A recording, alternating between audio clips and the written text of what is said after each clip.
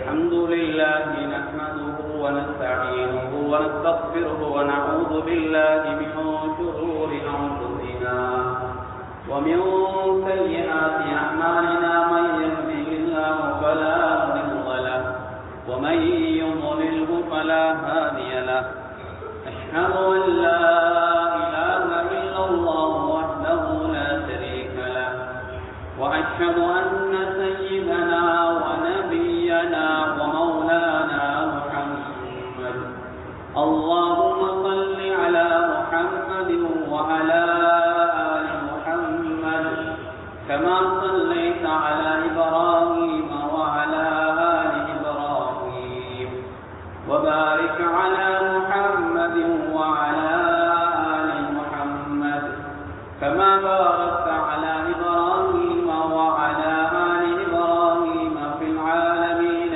إنك حميد مجيد صلى الله عليه وآله وأزواجه وذرياته وأصحابه وأهل بيته أجمعين وأوصيكم عباد الله وإياي أولا بتقوى الله وإن التقوى رأس الأمور أما بعد فقد قال الله تبارك وتعالى في كلامه العزيز أعوذ بالله من الشيطان الرجيم بسم الله الرحمن الرحيم يا أيها الذين آمنوا اجتنبوا كثيرا من الظن إن بعض الظن إثم ولا تجسسوا ولا يغتب بعضكم بعضا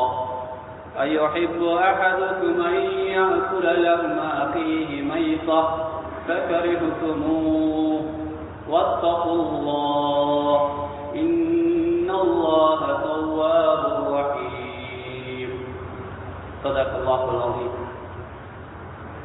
அளவற்ற அருளாளன் நிகரற்ற அன்பாளன் ஏக நாயன் அல்லாஹ் ஒருவனுக்கே புகழ் அனைத்தும் அல்ஹம்துலில்லாஹ்.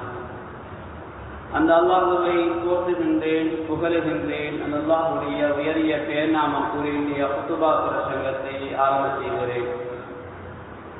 ஸலாத்தும் ஸலாமும் இவ்வுயிரின் மேலான கண்மணி நாயகன் முஹம்மது முஸ்தபா ஸல்லல்லாஹு அலைஹி வஸல்லம் அன்னவர் மீதும் அன்னாரின் அடிச்சுவடுகளை அனுவலகம் பிசகாது தமது வாழ்வினை பின்பற்றி வெற்றிகளை கண்டருமை சஹாபாக்கள், தாபிஊன்கள், தபஉ தாபிஈன்கள், முஸ்லிமான முஃமினான ஆண்கள் பெண்கள் யாவர் மீதும் அல்லாஹ்வுடைய சாந்தியும் சமாதானமும் என்றென்றும் உண்டாவதாக. என்றொரு நாள் இவ்வுலகம் அழிந்ததற்கு பின்னால் மேலான ஜன்னத்துல் ஃபிர்தௌஸ் கூலியாக கிடைக்கட்டுமாக என்று துஆ செய்கிறேன். அல்லாஹ் கபூல் செய்வானாக.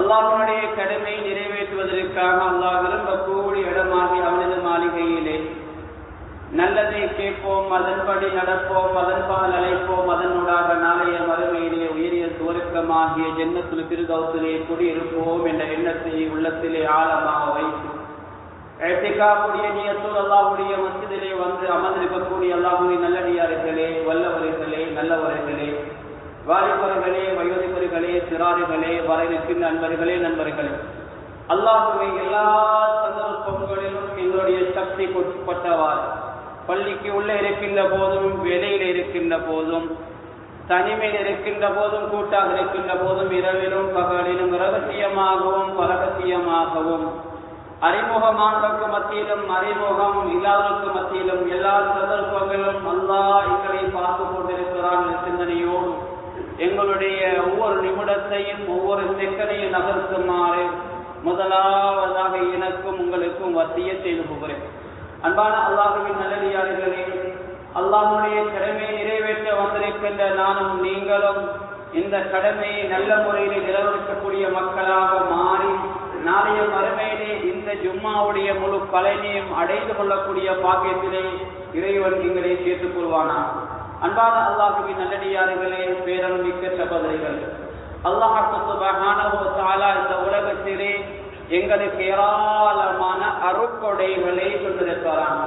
அல்லாஹ் ஏராளமான நிஅமத்துக்களை தந்திருக்கிறான். அந்த நியாமத்துக்களை நாங்கள் எண்ண முற்பட்டால் அவைகளை எண்ண முடியாத அளவுக்கு அல்லாஹ் விசாலமான அருட்கொடைகளை தந்திருக்கிறான். ஒரு இடத்திலே அல்லாஹ் சொல்லுகின்றான்,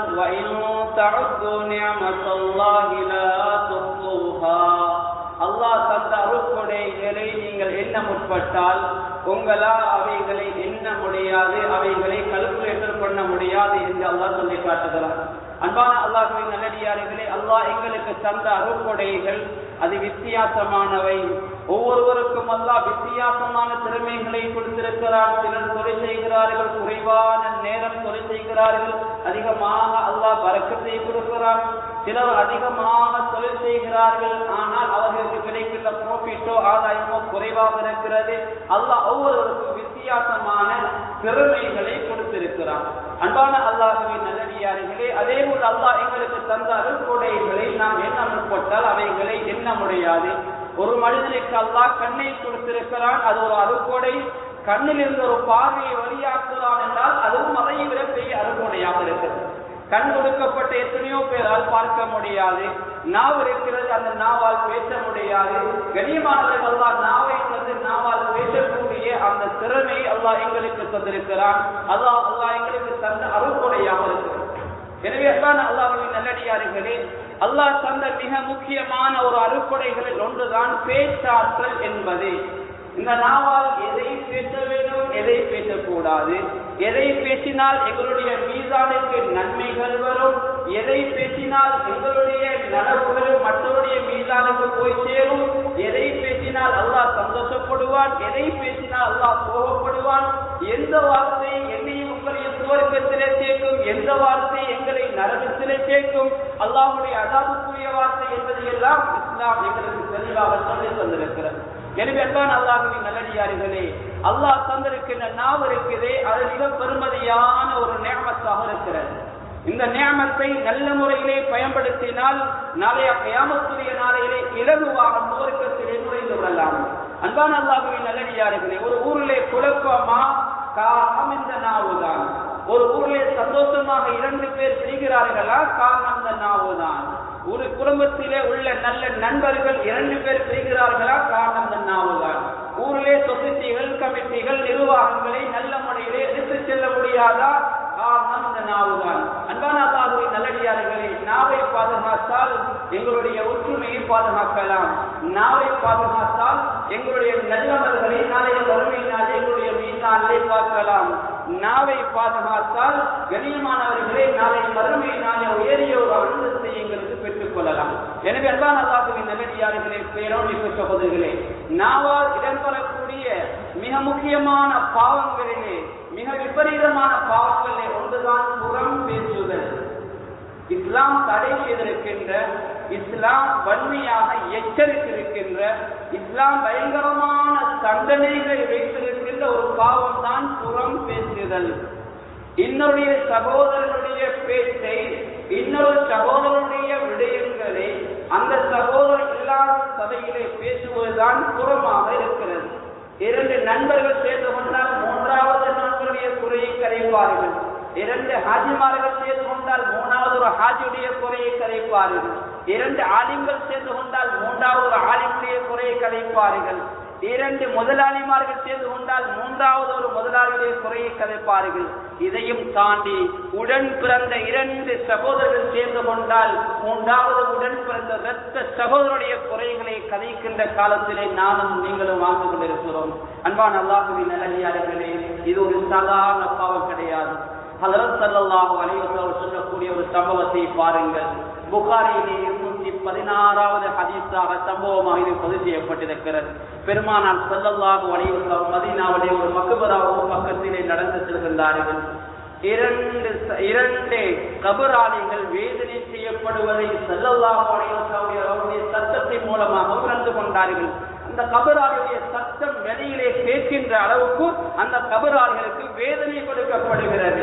அன்பானவர்களே, ஸல்லல்லாஹு அலைஹி வஸல்லம் அவர்கள் சஹாபாக்களை விழித்து சொன்னார்கள், இந்த 2 கபராளிகளுக்கும் வேதனை கொடுக்கப்படுவது பெரும் பெரும் பாவங்கள் செய்ததற்காக அல்ல, மாறாக ஒரு மனிதர் சிறுநீர் கழித்து விட்டு சுத்தம் செய்யவில்லை. இன்னும் ஒருவர் மற்றவருடைய குறைகளை பேசியவர், மற்றவருடைய மானத்திலே விளையாடியவர், மற்றவரை பற்றி புறம் பேசியவர். இந்த இரண்டு காரணங்களால் இவர்களுக்கு இப்படியான வேதனை கொடுக்கப்படுகிறது என்றார்கள். உடனே ஸல்லல்லாஹு அலைஹி வஸல்லம் அவர்கள் ஒரு சஹாபியை ஏவி சொன்னார்கள், ஈச்சம் மர மட்டை, பச்சை மட்டை ஒன்றை கொண்டு வாருங்கள் ஏவினார்கள். உடனே ஒரு சஹாபி சென்று ஒரு ஈச்சம் மர மட்டையை கொண்டு வந்தார். அந்த பச்சை மட்டையை ஸல்லல்லாஹு அலைஹி வஸல்லம் இரண்டாக பிளந்தார்கள். பிளந்து ஒவ்வொரு கபருக்கு பக்கத்திலும் அந்த பச்சை மட்டையை வைத்தார்கள். வைத்துவிட்டு ஸல்லல்லாஹு அலைஹி வஸல்லம் அவர்கள் வருகின்ற ஒரு சஹாபாக்கள் கேட்டார்கள், நாயகமே ஏன் இப்படி நீங்கள் செய்தீர்கள்? ஸல்லல்லாஹு அலைஹி வஸல்லம் சொன்னார்கள், இந்த ஈட்ட மட்டை காயாமல் இருக்கும் வரைக்கும், இந்த ஈட்ட மரத்திலே ஈரம் இருக்கும் வரைக்கும் இந்த கபராடைய வேதனை குறைக்கப்படலாம் என்று ஸல்லல்லாஹு அலைஹி வஸல்லம் அவர்கள் சொன்னார்கள். இது புகாரியிலே 216வது ஹதீஸாக சம்பவமாக பதிவு செய்யப்பட்டிருக்கிறது. அன்பானவர்களே, சாதாரணமான ஒரு பாவம் கிடையாது. கபர்ல கூட நிம்மதியை இழக்கக்கூடிய ஒரு பாவம் தான் மற்றவருடைய குறையை கதைப்பது. இன்னைக்கு சர்வ சாதாரணமாக ஆகிவிட்டது. 2 பேர் இல்லை என்றால் மற்றவர் யாராரா இன்னொருத்தர் வருகிறாரா என்று அவருடைய குறைகளை கதைக்கின்ற ஒரு உலகத்திலே நானும் நீங்களும் வாழ்ந்து கொண்டிருக்கிறோம். கண்ணியமானவர்களை முதலாவது நலவை கொண்டு ஆரம்பிப்பார்கள், அதற்கு பின் அவருடைய கெடுதிகளை கொண்டு அப்படியே தொடங்குவார்கள். இன்னும் ஒரு சம்பவத்தை, இன்னும் ஒரு செய்தியை பாருங்கள். ஹஜ்ரத் ஸல்லல்லாஹு அலைஹி வஸல்லம் அவர்கள் மிஅராஜுடைய பயணம் போகின்றார்கள். கண்ணியமானவர்களே, மிக பயங்கரமான எச்சரிக்கை. 4235வது ஹதீஸாக அபூதாவுதிலே பதிவு செய்யப்பட்டிருக்கின்ற ஹதீஸ். இப்னு அப்பாஸ் ரலியல்லாஹு தஆலா அன்ஹுமா அவர்கள் அறிவிக்கிறார்கள், ஹஜ்ரத் ஸல்லல்லாஹு அலைஹி வஸல்லம் மிஅராஜுடைய பயணத்தில் ஒரு காட்சியை காணுகின்றார்கள். அந்த காட்சி பயங்கரமான ஒரு காட்சி. ஒரு மனிதனுக்கு வேதனை கொடுக்கப்படுகிறது. இன்னும் ஒரு வாயத்திலே ஒரு கூட்டத்துக்கு வேதனை கொடுக்கப்படுகிறது. அவர்கள் அவருடைய செம்பாலான நகங்கள் கொடுக்கப்பட்டு அந்த நகத்தினூடாக என்ன செய்கிறார்கள்? அவருடைய முகங்களையும் அவருடைய நெஞ்சுகளையும் கீறி கிழித்துக் கொள்கின்றார்கள். ஹஜ்ரத் ஸல்லல்லாஹு அலைஹி வஸல்லம் ஜிப்ரீல் அலைஹிஸ்ஸலாத்து வஸ்ஸலாம் அவர்களை பார்த்து கேட்டார்கள், இவர்களுக்கு ஏன் இப்படி வேதனை கொடுக்கப்படுகிறது? ஹஜ்ரத் இப்ராஹீம் அலைஹிஸ்ஸலாத்து வஸ்ஸலாம் அவர்கள் சொன்னார்கள், இவர்கள் தான் மற்றவருடைய குறைகளை தேடி தேடி மற்றவருடைய குறைகளை கதைத்தவர்கள், மற்றவருடைய மானங்களை விளையாடியவர்கள், மற்றவருடைய மானங்களை பங்கப்படுத்தவர்கள் செய்தியை ஸல்லல்லாஹு அலைஹி வஸல்லம் அவர்களுக்கு ஜிப்ரீல் அலைஹிஸ்ஸலாத்து வஸ்ஸலாம் சொன்னார்கள். அன்பானவர்களே, சாதாரணமான ஒரு பாவம் கிடையாது. கபரிலே வேதனை, மஹ்ஷரிலே மறுமையிலே வேதனை, தண்டனை, இதற்குள்ளாகக்கூடிய ஒரு பாவம் தான் புறம் பேசுகின்ற ஒரு பாவம். இன்னும் ஸல்லல்லாஹு அலைஹி வஸல்லம் சொன்னார்கள், ஒரு மனிதன் ஒரு வார்த்தையுடைய நலவு தெரியாமல் அந்த அழகான ஒரு வார்த்தையை மொழிகிறான், அதனோட அல்லாஹ் அந்த மனிதனுடைய அந்தஸ்தை சுவர்க்கத்திலே கூட்டிக் கொண்டே இருப்பான் என்றார். இன்னும் ஒரு மனிதர் ஒரு வார்த்தையுடைய விபரீதம் தெரியாமல் ஒரு மனிதன் கதைக்கின்ற போது அந்த வார்த்தையினூடாக அந்த மனிதன் நரகிலே போய் விழக்கூடும் என்ற செய்தியை ஹஜ்ரத் ஸல்லல்லாஹு அலைஹி வஸல்லம் சொல்கிறார்கள். புகாரிலே பதிவு செய்யப்பட்ட ஹதீஸாக இருக்கிறது. அன்பான அல்லாஹ்வின் நல்லடியார்களே, நானும் நீங்கள் எச்சரிக்கையாக இருக்க வேண்டும். அருவருப்பான விஷயங்களை இந்த நாவால் பேசக்கூடாது, புறம் பேசக்கூடாது, கோல் பேசக்கூடாது, பொய் பேசக்கூடாது, மற்றவருக்கு கொடுத்த தர்மங்களை இட்டு அதாவது சொல்லி காட்டக்கூடாது, மற்றவருடைய மானங்களை விளையாடுகின்ற விடயங்களை கதைக்கக்கூடாது. இந்த நாவால் இப்போது நேர்மையை கதைக்க வேண்டும், உண்மையை கதைக்க வேண்டும். கண்ணியமானவர்களை, மற்றவருக்கு நலவை ஏற்படுத்துகின்ற விடயங்களை தான் இந்த நாவால் நாம் கதைக்க வேண்டும். அதுக்கு மாற்றமாக புறம் கதைப்போம் என்றால் நாளைய கியாமத்துடைய நாளையிலே அல்லாஹ் பயங்கரமான தண்டனைகளை வைத்திருக்கிறான். அல்லாஹ் என்னையும் உங்களையும் பாதுகாப்பானாக.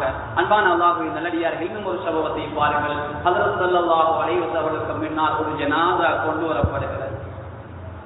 அந்த இடத்தில் இருந்து எல்லோரும் சொன்னார்கள், இவருக்கு ஒர்க்கவாதி. ஸல்லல்லாஹு அலைஹி வஸல்லம் சொன்னார்கள், நீங்கள் சிபாரிசு செய்யக்கூடிய இந்த மனிதர் சில வேளை செலவு செய்யக்கூடிய ஒரு விடயத்திலே செலவு செய்யாமல் கஞ்சத்தனம் செய்திருக்கலாம், பேசக்கூடாத ஒரு வார்த்தையை இவர் மொழிந்திருக்கலாம், பேசியிருக்கலாம். இந்த 2 காரணங்களால் நீங்கள் செய்யக்கூடிய சிபாரிசு மறுக்கப்படலாம் என்ற கருத்தை ஹஜ்ரத் ஸல்லல்லாஹு அலைஹி வஸல்லம். பேசக்கூடிய ஒரு வார்த்தை கெட்ட வார்த்தையாக இருந்தால், பேசக்கூடிய ஒரு வார்த்தை மற்றவருடைய மனதை உடைக்கின்ற வார்த்தை, மற்றவருடைய மானத்திலே விளையாடக்கூடிய வார்த்தை, அவதூறான வார்த்தையாக இருந்தால் சொன்னால் கண்ணியமானவர்களே நரகிலே கொண்டு தள்ளக்கூடிய பயங்கரமான வார்த்தையாக அந்த வார்த்தை இருக்கும். நாங்கள் எவ்வளவோ அமல் செய்கிறோம். அல்லாஹ்வுடைய அந்த கடமைகள், அல்லாஹ்வுக்கு செய்ய வேண்டிய உரிமைகள் சம்பந்தப்பட்ட எந்த கடமையிலும் குறைவு செய்யாதவர்கள். ஆனால் ஹுக்கூக்குல் இபாத் அடியார்களுக்கு செய்கின்ற கடமைகளில் நிறைய குறைகள் செய்திருப்போம். கண்ணியமானவர்களே, அல்லாஹ் அந்த அடியார்கள் மன்னிக்காத வரையிலே அல்லாஹ் மன்னிக்க மாட்டான். இன்னும் ஒரு சம்பவத்தை பாருங்கள், இன்னும் ஒரு செய்தியை பாருங்கள். ஹஜ்ரத் ஸல்லல்லாஹு அலைஹி வஸல்லம் சொல்லக்கூடிய செய்தி புகாரிலே பதிவு செய்யப்பட்டிருக்கிறது. சஹாபாக்களை பார்த்து ஸல்லல்லாஹு அலைஹி வஸல்லம் கேட்டார், உங்களை நஷ்டவாளி யார் என்று கேட்டார்கள். உங்களை ஓட்டாண்டி யார் என்று கேட்டார்கள். சஹாபாக்கள் அந்த சபையில் இருந்தவர்கள் சொன்னார்கள், தீனார் திரகம் இல்லாதவர்கள். நாங்கள் அப்படித்தானே சொல்வோம், எங்களிடத்திலே கஷ்டவாளிகள் யார் என்று கேட்டால் நாம் அடையாளப்படுத்துவோம். இந்த உலகத்தில் சொத்து செல்வம் வாகனம் அல்லது தோட்டந்தரவுகள் இல்லாதவர்கள் நான் நீங்களும் அதை சொல்வோம். அப்படித்தான் அந்த சஹாபாக்கள் சொன்னார்கள், தீனார் திரகம் இல்லாதவர்கள். ஹஜ்ரத் ஸல்லல்லாஹு அலைஹி வஸல்லம் சொன்னார்கள், அப்படி அல்ல, நான் ஒரு முஃப்லிஸை உங்களுக்கு அடையாளப்படுத்துகின்றேன். இவர்தான் உண்மையான முஃப்லிஸ் என்பதாக ஸல்லல்லாஹு அலைஹி வஸல்லம் ஹதீஸிலே அடையாளப்படுத்துகின்றார்கள். நாளைய கியாமத்துடைய நாளிலே ஒரு மனிதன் வருவான். அந்த மனிதன் தொழுகையோடு வருவான். தொழுகையில் எந்த குறையும் கிடையாது. சுன்னத்தா ஃபர்தா எல்லா தொழுகைகளையும் தொழுதிருப்பான். நோம்போடு வருவான். எல்லா நோம்புகளையும் நோட்டிருப்பான். சுன்னத்தான நோம்புகளா, மாதத்தில் வருகின்ற ஐயாமல் வேலுடைய நோம்புகளா, வாரத்தில் வருகின்ற திங்கள் வியாழன் சுன்னத்தான நோம்புகளா, ஆசுவா சாசுவா அல்லது அரபா இன்னொரு நோம்புகளா, எல்லாவற்றையும் சுன்னத்தா ஃபர்தா எல்லாம் நிறைவேற்றியிருப்பான். பிஸகாத் ஜகாத்துடைய அமல்களோடு வருவான். இந்த எல்லா அமல்களோடு வந்த இந்த மனிதன், இதெல்லாம் ஹுக்கூக்குல்லாஹ், அல்லாஹ்வுக்கு செய்ய வேண்டிய கடமைகள். இந்த அமல்ல இந்த மனிதன் டாப் லெவல், எந்த குறைவும் கிடையாது. மக்கள் பார்த்துகள் கோரிக்கவாது என்று சொல்கின்ற அளவுக்கு அந்த மனிதனுடைய அமல்கள் இருக்கும். ஆனால் மறுபக்கம் ஹுக்கூக்குல் இபாத், அடியார்களுக்கு இவர் அநியாயம் செய்துவிட்டு வருவார். சொந்த உறவுகளுக்கு அநியாயம் செய்துவிட்டு வருவார். தன்னை ஈண்டெடுத்த பெற்றோருக்கு அநியாயம் செய்துவிட்டு வருவார். தன்னுடைய உடன்பிறப்புகள், தன்னுடைய அயல் வீட்டார்கள் என்று பல அநியாயங்களை செய்துவிட்டு வருவார். முதலாவது ஹஜ்ரத் ஸல்லல்லாஹு அலைஹி சொன்னார்கள், கது சத்தமஹாதா, இந்த மனிதன் என்னை ஏசினான் என்று ஒருத்தர் வந்து முறைப்பாடு செய்வார். வகதபஹாதா, இந்த மனிதனை இட்டு கட்டினான். வஅக்கலமாலஹாதா, இந்த மனிதனுடைய பொருளாதாரத்தை சாப்பிட்டான். வஸபக தமஹாதா, என்னுடைய இரத்தத்தை ஓட்டினான். வலரபஹாதா, என்னை அடித்தான். இப்படி என்று பல முறைப்பாடுகள் வரும். எந்த அளவு முறைப்பாடு வரும் என்றால் ஹஜ்ரத் ஸல்லல்லாஹு அலைஹி சொன்னார்கள், இந்த மனிதன் கொண்டு வந்த எல்லா அமல்களும் முடிந்து விடுகின்ற அளவுக்கு இந்த மனிதனை பற்றிய முறைப்பாடு வரும். எல்லா அமல்களையும் கொடுத்து விடுவான். நிறைய அமல்கள் வந்த மனிதன் எல்லா அமல்களையும் கொடுத்து விடுவான். ஆனால் கொடுப்பதற்கு இனி அமலோ கிடையாது. எல்லா அமல்களும் நிறைவடைந்து விடும். ஆனால் இவரை பற்றிய முறைப்பாடுகள், இந்த மனித உலகத்திலே செய்த அநியாயங்கள், மற்றவருடைய மானங்களே விளையாடிய விடயங்கள், மற்றவர்களுக்கு அடித்த விடயங்கள், மற்றவருடைய இரத்தத்தை ஓட்டிய இந்த எல்லா விடயங்களும் வருகின்ற போது அல்லாஹ் சொல்லுவான், நீதமான ரப்பல்லவா, யாருக்கும் அணுவளவு அநியாயம் செய்யாத ரப்பல்லவா, அந்த மனிதனுக்கு நியாயம் செலுத்த வேண்டுமே. அல்லாஹ் என்ன செய்வான்? கண்ணியமான, யாருக்கு அநியாயம் இழைக்கப்பட்டதோ அந்த மனிதனுடைய பாவங்களை எல்லாம் அப்படியே எடுத்து நலவுகளோடு அமல்களோடு வந்த மனிதன், நோம்போடு தொழுகையோடு ஜகாத்தோடு வந்த மனிதன், இவைகளெல்லாம் கொடுத்ததுக்கு பின்னால் பிறருடைய பாவங்களை எல்லாம் அவருடைய தலையிலே சுமத்தாட்டி அதற்கு பின்னால் அந்த மனிதன் சுமத்துரிக பின்னால் நரகிலே தூக்கி வீசப்படுவார். இவர் தான் மிகப்பெரிய நஷ்டவாளி, ஓட்டாண்டி என்பதாக ஸல்லல்லாஹு அலைஹி வஸல்லம் அடையாளப்படுத்தினார். அன்பான அல்லாஹ்வின் நல்லடியார்களே, கொஞ்சம் கவனம் எடுங்கள். இந்த ஹதீஸை கொஞ்சம் சிந்தனை பெறுங்கள். இந்த ஹுத்பாவில் எந்த விடயத்தை நாங்கள் மறந்தாலும் இந்த ஹதீஸை கொஞ்சம் ஞாபகத்திலே விடுங்கள். நானும் நீங்கள் அந்த ஓட்டாண்டியுடைய பட்டியலே, அந்த நஷ்டவாளிய பட்டியலே ஆகிவிடக் கூடாது. விழித்து விழித்து அமல் செய்தோம். ரமலான் மாதம் 30 நாட்களும் அமல் செய்தோம். எத்தனையோ குர்ஆன் திலாவத்துகள், எத்தனையோ குர்ஆனை முடித்தோம். எவ்வளோ நலவுகளை ஈடுபட்டோம். கண்ணியமான அமல் செய்வதில் ஆசை ஆர்வமாக இருக்கும். அமல் செய்வது புத்திசாலித்தனமான, அதைவிட மிகப்பெரிய புத்திசாலித்தனம் செய்து அமலை பாதுகாக்கும். செய்து அமலை பாதுகாக்க இரண்டா அமல் செய்வதில் பிரயோஜனமே கிடையாது. நானும் நீங்களும் அமல் செய்வதில் காற்ற ஆசையும் ஆர்வமும் தேட்டமும் அந்த அமலை பாதுகாப்பதில் காட்டுவது கிடையாது. அன்பான அல்லாஹ்வின் நல்லடியார்களே, அமல் செய்வதில் காட்டுகின்ற ஆசை ஆர்வம் அந்த அமலை பாதுகாப்பதை காட்ட விரும்பாதவர்களே, சஹாஜத்திலே கண்ணீர் வடிகள், யா அல்லாஹ் நான் செஞ்ச அமல என்னுடைய மீதானுக்கு தந்தது யா அல்லாஹ், இன்னொருத்தர மீதானை கொடுத்து விடாத யா அல்லாஹ், நான் விழித்து செய்த அமல் யா அல்லாஹ், நான் லட்சக்கணக்கான கோடிக்கணக்கான பணங்கள் கொடுத்த தர்மம் ஜக்காத் இதெல்லாம் நீ கபூல் செஞ்சிடு யா அல்லாஹ். கண்ணியமான அல்லாஹ்விடத்தில் கையேந்துங்க. நாங்கள் செய்யக்கூடிய அமல் இஹ்லாஸான முறையில் இருக்க வேண்டும். மற்றவருடைய குறைகளை தேடுவதற்காக நாங்கள் பள்ளிக்கு வரவில்லை. நாங்கள் அமல் செய்வது மற்றவருடைய குறையை தேடுவதற்காக அல்ல.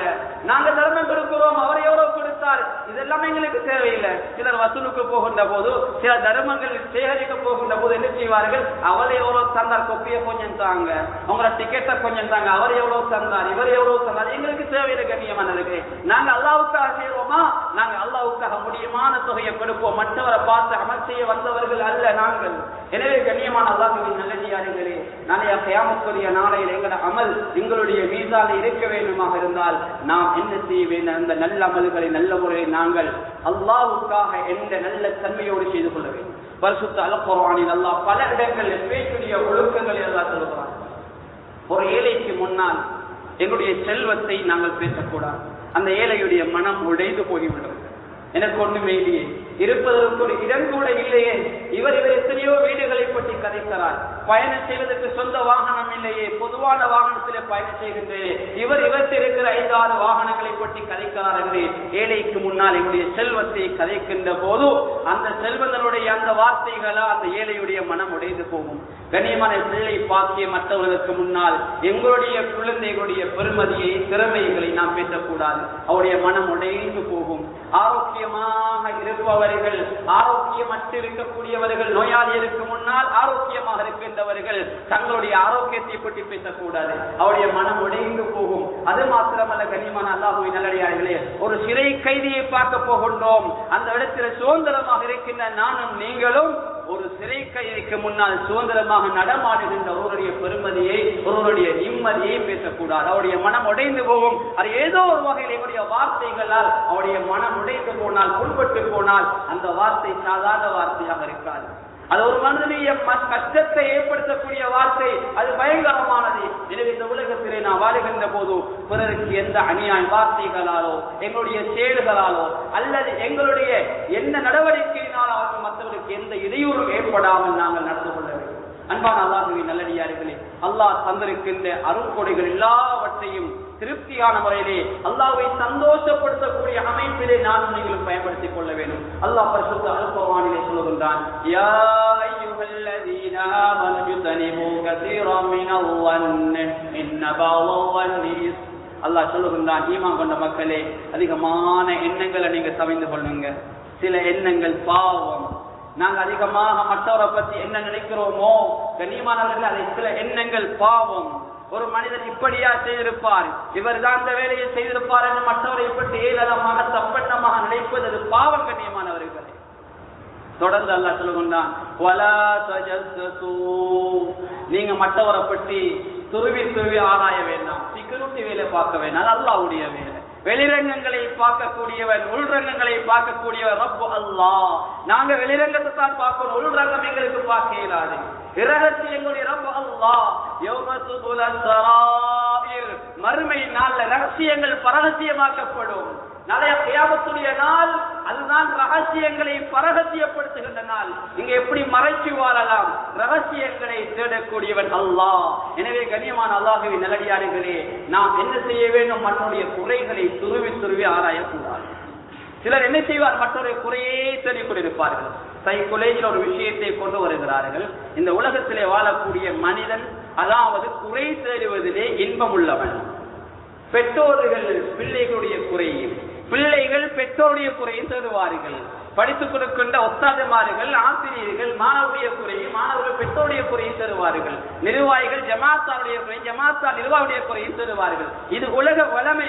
குறை தெளிவின்ற பழக்கம் இம்மடுத்து இருக்கக்கூடாது. அன்பான அல்லாஹ்வின் நல்லடியார்களே, அப்படி ஏதாவது குறையை கண்டுவிட்டால் சம்பந்தப்பட்டவர்களை சந்தித்து, இது உங்களிடத்தில் எப்படி ஒரு குறை இருக்கிறது, இதை நீங்கள் திருத்திக் கொள்ளுங்கள், நானும் அல்லாஹ்விடத்தில் துஆ செய்கிறேன் என்று துஆ செய்து கொள்ளுங்கள். முதல் கட்டமாக அல்லாஹ்விடத்தில் நாம் துஆ செய்து கொள்ள வேண்டும், அந்த மனிதன் அந்த குறையிலிருந்து மீண்டு வருவதற்காக. அப்படியும் நாம் துஆ செய்து அந்த குறை அவரிடமிருந்து போகவில்லை என்றால் அதற்கு அடுத்ததாக அவரை சந்தித்து நல்ல முறையிலே ஹதியாக்கள் கொடுத்து அந்த மனிதனுடைய மனங்கள் உடையாத வகையிலே அவரிடத்தில் அந்த பழக்கத்தை அந்த செய்தியை எட்டி வைத்து அவரை அதிலிருந்து மீட்பதற்காக நான் நீங்கள் முயல வேண்டும். அது வல்லாமல் அவருடைய குறைகளை நாங்கள் பப்ளிக் பண்ணுவது, அவருடைய குறைகளை 4 பேருக்கு மத்தியிலே பகிரங்கப்படுத்துவது அது பயங்கரமான பாவமாக இருக்கிறது. தொடர்ந்து அல்லாஹ் சொல்லுகிறான், உங்களில் மேலும் உங்களை சிலருடைய குறையை கதைக்க வேண்டாம். குறையை கதைத்தவர்களுடைய தண்டனை அல்லாஹ் சொல்லுகின்றான். இறந்து போ நம்முடைய சகோதரருடைய மாமிசத்தை உண்பதற்கு சமன், அதை நீ உண்ணமாட்டீர், அதை வெறுப்பீர் என்று எல்லாம் சொல்லி காட்டுகின்றான். அன்பானவர்களை, இன்று நாங்கள் பார்க்கிறோம், ஆட்டரைச்சி தின்னக்குடி இருக்கிறார்கள், மாட்டரைச்சி தின்னக்குடி இருக்கிறார்கள், கோழி அரைச்சி தின்னக்குடி இருக்கிறார்கள். யாரெல்லாம் புறம் பேசுகின்றார்களோ அவர்கள் மனித மாமிசம் சாப்பிடுவதற்கு சமன் என்பதை குர்ஆன் சொல்லுகிறது. நான் சொல்லவில்லை, குர்ஆன் சொல்லுகிறது. மனித மாமிசம் சாப்பிடக்கூடியவர்கள் எத்தனையோ பேர் இருக்கிறார்கள். நவுதுபில்லாஹ், அல்லாஹ் பாதுகாக்க வேண்டும். அன்பானவர்களை, மற்றொடைய மானங்களை யாரும் விளையாட வேண்டாம், மற்றொடைய குறைகளை யாரும் துருவி ஆராய வேண்டாம். எங்களுக்குள்ள எத்தனையோ குறைகள் இருக்கும். எங்களுடைய குறைகளை எல்லாம் மறைத்து வைத்திருக்கிறான். எங்களுடைய குறை வெளியே வந்தால் கண்ணியமானவர்களே, எங்களுடைய முகத்திலே காரி துப்புகின்ற அளவுக்கு எங்களுடைய குறைகள் இருக்கும். இப்படி இருக்கின்ற போது நாம் மற்றவருடைய குறைகளை துருவி தேடுவோம் என்றால் அல்லாஹ் எங்களுடைய குறையை எந்த இடத்திலே மறைத்து வைத்திருக்கிறானோ, மறைக்க வேண்டிய ஒரு இடம் மறுமை நாள் அல்லாஹ் எல்லா மக்களுக்கு முன்னால் எங்களுடைய குறைகளை அப்படியே அல்லாஹ் வெளிரங்கத்திலே கொண்டு வந்து விடுவான். எனவே கண்ணியமான அல்லாஹ்வின் நல்லடியார்களே, அடியாருடைய குறைகளை மறைப்போம், அல்லாஹ் எங்களுடைய குறைகளை மறைப்பான். அடியாருடைய சேவைகளை நிறைவேற்றி கொடுப்போம், அல்லாஹ் நிச்சயமாக எங்களுடைய சேவைகளை நிறைவேற்றி தருவான். அடியாருடைய என்னென்ன குறைபாடுகள் இருக்கிறதோ அவைகளை தேடி தேடி அவைகள் நிறைவேற்றுவோம். நிச்சயமாக அல்லாஹ் எங்களுடைய இந்த உலக சேவைகள், இந்த உலகத்திலே உள்ள விடயங்கள், மறுமையுடைய எல்லா விடயங்களையும் அல்லாஹ் சீராக்கி தருவான். எனவே அன்பான அல்லாஹ்வின் நல்லடியார்களே, மிக முக்கியமான ஒரு விடயத்தை உங்களுக்கு நான் முன்வைத்தேன். அதுதான் எங்களுடைய நாவு சம்பந்தப்பட்ட விடயம். இந்த நாவு இருக்குது சுமாராக 50-60 கிராம் கிரேடு, 50-60 கிலோ, அதாவது கிராம் எடையுடையது. ஆனா 50-60 கிலோகிராம் எடையுடைய முழு உடம்பையும் நரகிலே தள்ளக்கூடிய ஆற்றலுடையது. எலும்புகள் கிடையாது, நிறைந்த புறத்துக்கு வளைந்து வளைந்து அங்கும் இங்கும் பேசக்கூடியது. எனவே கண்ணியமான இந்த நாவை பாதுகாத்தா செஞ்ச அமலை பாதுகாக்கலாம். ஒற்றுமை இருக்குது ஒரு பலம், ஒற்றுமை இருக்குது ஒரு சக்தி, ஒற்றுமை இருக்குது ஒரு ஆயுதம், ஒற்றுமை இருக்குது அல்லாஹ்வின் உதவியை கொண்டு வருகின்ற மிகப்பெரிய ஒரு இபாதா. இது இந்த எல்லாவற்றுக்கும் தடையாக இருப்பது, இந்த எல்லா நலவுகளுக்கும் தடையாக இருப்பது இந்த நாவாக இருக்கிறது. ஒரு ஊர்ல ஒற்றுமை இல்லையா, இந்த நாவு தான் காரணம். ஒரு ஊர்ல இருக்கின்ற ஒரு ஒற்றுமை ஒரு ஆயுதத்தை போல எல்லோரும் ஒன்றுபட்டு இருக்கிறார்களா, அதை தகர்ப்பது இந்த நாவுதான். அல்லாஹ்வுடைய உதவியை கொண்டு வராமல் ஒரு சமூகத்துக்கு தடுக்கக்கூடிய உறுப்பு இருக்கும் என்றால் அது நாவு தான் கண்ணியமானவர்களே. எனவே பயங்கரமான உறுப்பு இந்த நாவு. இந்த நாவை நாம் பாதுகாத்துக் கொள்வோம். எனவே அன்பான அல்லாஹ்வின் நல்லடியார்களே, சொல்லப்பட்ட விடயத்தை கவனத்தில் எடுத்துக் கொள்ளுங்கள். எப்போதும் எல்லா சந்தர்ப்பங்களிலும் நாவடக்கத்தை பேணிக் கொள்வோம். நாளைய கியாமத்துடைய நாளையில நிச்சயமாக அல்லாஹ் என்னையும் உங்களையும் சுவர்க்கவாதிகள் ஆக்குவான். அது மாத்திரமல்ல, நாங்கள் செய்த அமல்களை அப்படியே அல்லாஹ் எங்களை மீதான கொண்டு வந்து தருவான். அப்படி இல்லை என்றால் நாங்கள் செய்த அமல் நாளைய கியாமத்துடைய நாளைய இன்னொருடைய மீதானுக்கு போய்விடும். நான் ஆரம்பத்தில் நினைவுபடுத்தியதை போல அமல் செய்வது புத்திசாலித்தனம், அதை விட மிகப்பெரிய புத்திசாலித்தனம் செய்த அமலை பாதுகாப்பது. அதனால நாங்கள்லாம் அதிகமாக அமல் செய்திருக்கிறோம். மாஷா அல்லாஹ், அந்த அமல்களை ஒரு ட்ரிப்போடு வீணாக்கிடாதீங்க, அந்த அமல்களை இன்னொரு ஃபங்க்ஷனோடு வீணாக்கிடாதீங்க. எங்களுக்கு தெரியும், இன்னும் 3-4 நாட்கள்ல மாற்று மத சகோதரர்களுடைய எங்களை சகோதர மொழி பேசக்கூடியவருடைய பெருநாள் வருகிறது. கண்ணியமானவர்களுடைய களியாட்டங்கள், அவருடைய கலாச்சாரத்துக்கு ஏற்ற மாதிரி அவர்கள் அவர்களுடைய பெருநாளை அமைத்துக் கொள்வார்கள். ஆனால் இன்று எங்களுடைய சமூகம் அதிலே கலந்து கொள்வது, இசை கச்சேரிகள், அந்த களியாட்டங்கள், அதிலே இரவு நேரங்களை கழிப்பது, இப்படியான நிறைய விடயங்கள் சர்வசாதாரணமாக முஸ்லிம் கிராமத்தில் இருக்கக்கூடிய பிள்ளைகள் அந்த இடங்களுக்கு செல்வதை தவிர்த்து கொள்ளுங்கள். நானும் நீங்களும் முஸ்லீம்கள், நானும் நீங்கள் அல்லாஹ்வை சந்தோஷப்படுத்த வந்தவர்கள்.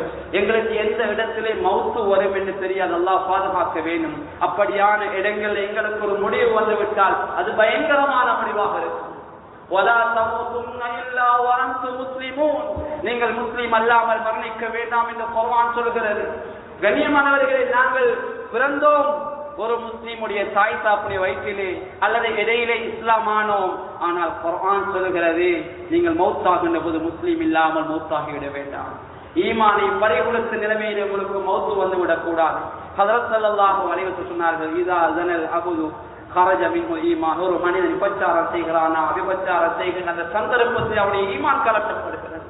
விபச்சாரம் செய்கின்ற நிலைமையிலே அவனுடைய உயிரை பிரித்து விட்டால் நஊது பில்லாஹ், ஈமான் இல்லாத நிலையிலே அவனுடைய உயிர் பிரிக்கிறது. மறுபானம் அருகின்ற போது ஈமான் பறிக்கப்படுகிறது.